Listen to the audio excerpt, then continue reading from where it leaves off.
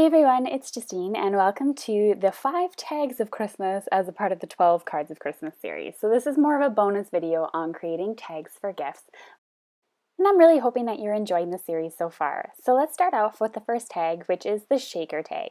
I decided to create sort of like a shaker card but in the form of a tag, and I'm going to be using several different things to create this. Now I'm going to start off by doing all my die cutting first. I find that's the easiest to get everything done in steps. So I'm going to be using this die here, this Joy die, and I'm going to be cutting it out of patterned paper, white paper, and then I'm going to be filling it up with these little sequins. So I'm going to need some acetate paper as well to act as a window. If you don't have acetate, a piece of packaging would do as well. Now, out of respect for your time, I am going to go through this somewhat quickly. So I'm going to start by die cutting my tag die. I'm going to die cut that in the white cardstock first, and then I'm going to die cut it using the patterned cardstock as well. I'm going to need this to be die cut twice. Then I'm going to go through and I'm going to grab my white tag and I'm going to put a sentiment die. So any sort of sentiment with big letters would do really well for this. And I'm going to put everything off to the side and create my shaker. Now when attaching your acetate, make sure that your tag is flipped over. You don't want it glued to the front of your tag. So once you flip that over, add a little bit of liquid glue and then put the acetate on top. Now it's completely up to you whether you want to add the center of the O or not to the front of the acetate.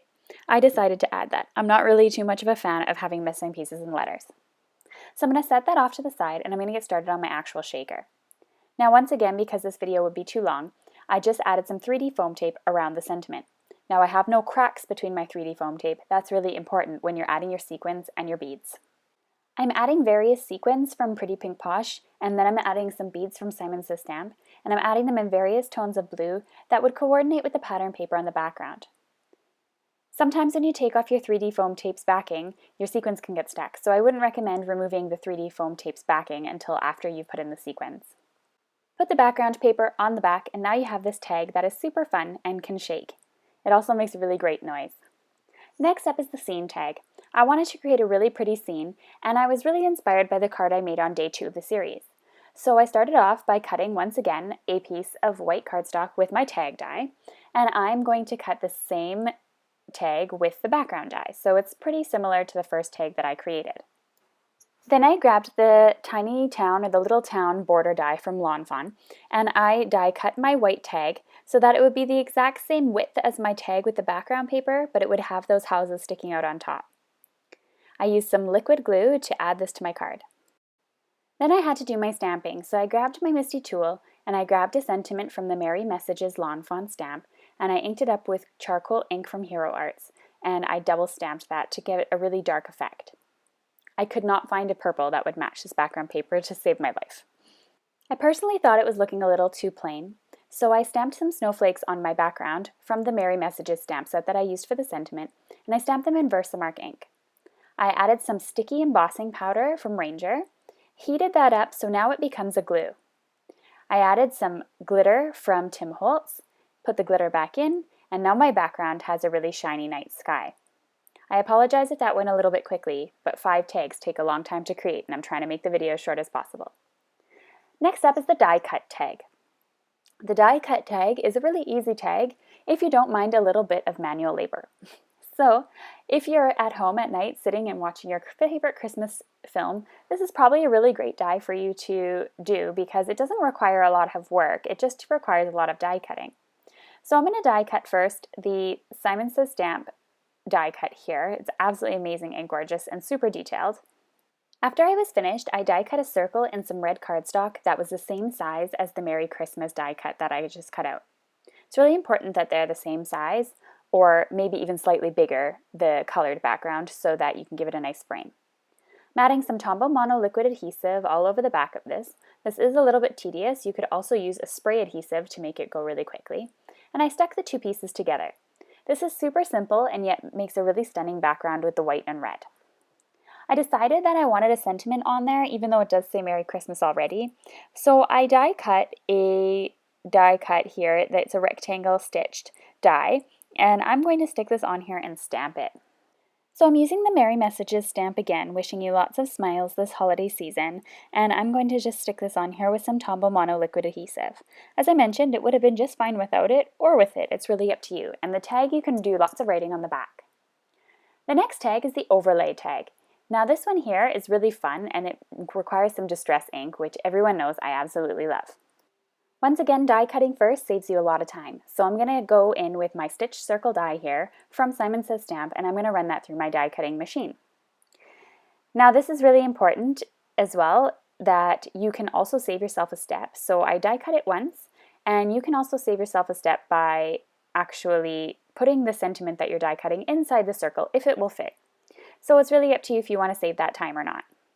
Now this card is slightly tedious in the sense that because I don't like those holes in the letters, it did require me to do a lot of paper piercing. This tag's definitely going to someone that would really appreciate all the work I put into it. So I'm going in with some peacock feathers distress ink, and I'm distressing up my white circle. Then I'm going to go in with some Mermaid Lagoon just to darken up some certain areas and give it a little bit of contrast. Because this isn't a distress inking video, I went through that quite quickly, but you just add some ink to their background is really all you got to do. Then I took my circle and I took out the title. I then glued it on top of my die cut so I have all of it shining through. The next step, I'm putting you into super fast mode because I had to paper pierce all those little pieces in that were in the Y, in the J, in the G, and I went through and paper pierced every single one of them. And I think it looks absolutely stunning when it's all finished. If you're thinking of doing something like this die I wouldn't recommend, mainly because it does require a lot of work. I would pick a die that maybe had less of these little pieces in them, so it's not as tedious. I'll show you a die upcoming in the next one that would be another really perfect one for that.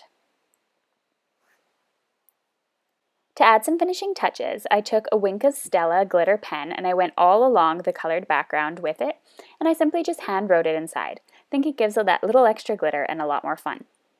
I didn't stop there though, and I added a couple of sequins just to make the card look a little less white. So I grabbed some aquamarine sequins from Pretty Pink Posh and I added those to my card. Now my last tag today is the overlay tag. Now this one here is what I was talking about. It has a few less tedious pieces, so this is definitely the one I would choose if you wanted to do the last technique over that die, and I would choose the die from the previous card to do this technique with. But since I didn't do that, and I only learn from making mistakes or learn from my procedures, that is how I would do it. So I would do this die here, the Joy to the World, on the previous tag, and I would use the previous tag's Jingle All the Way on this design here. So for this one here, I did a lot of distress inking as well. In order to get a realistic time idea for this card, I spent 4 minutes distressing this background. I started with Candied Apple. I went in with Barn Door and Fired Brick to create sort of an ombre effect from dark to light on the cardstock. I used my die to know how far up the cardstock I had to go so I didn't waste any paper or any of my time. You could also do this on an entire sheet and then cut out the sentiment multiple times and make multiple cards if you'd like. It's much easier than doing the distressing, then die cutting, distressing, then die cutting. So I'm putting through the sentiment over top of the inked up background through my die cutting machine, and I also have to make a background, which means cutting out a stitch circle die out of some white cardstock as well. Now all I need to do really is put everything together. So I grabbed my stitch circle die and I popped out my sentiment here. And now this is a lot easier than putting together all of those little pieces, which I just had to pop out in this time. I used my Tombow Mono liquid adhesive and I placed it on the front of my card. I love the ombre effect that the red gives, and I decided to embellish it with some red sequins from Pretty Pink Posh. As you'll notice, I'm one of those people that struggles with sequins, and I wasn't using my pick-me-up tool today, so it did take me a bit longer, so I apologize for the really quick video that I had to put you in. I didn't want you to get bored while I was doing that. It took me like 3 minutes. So anyway, that's the end of my last tag. I hope you enjoyed all 5 tags today for this bonus day of the 12 Days of Christmas cards, and I'll be back tomorrow with a regular card tutorial. Thank you so much for watching, everyone.